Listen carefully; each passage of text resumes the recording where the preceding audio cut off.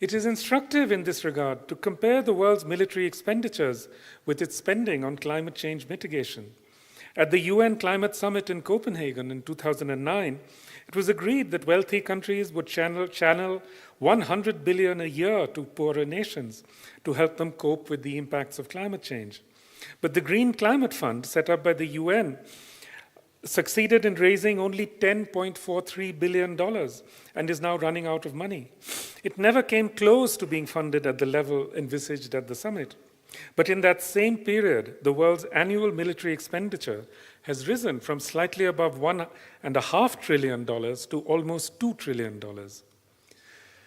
To look these facts in the face is to recognize that it's a grave error to imagine that the world is not preparing for the disrupted planet of the future.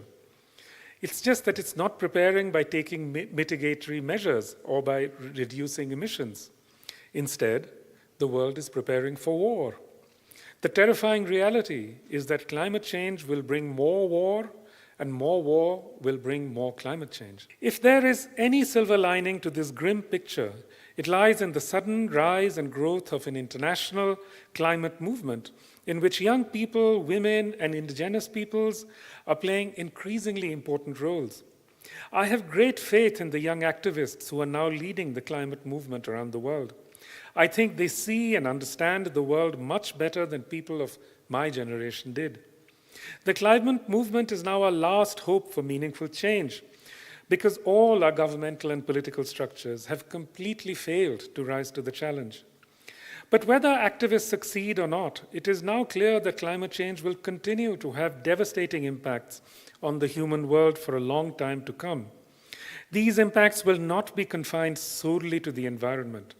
They will have major consequences also for our political, social, and economic systems.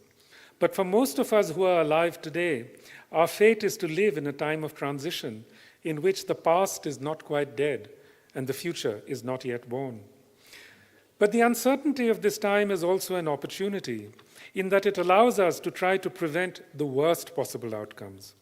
It is important, I think, not to frame the struggle within the binary of hope and despair. Success is irrelevant to the struggle. We must persist with it because it is our duty as human beings to try to live decently in an increasingly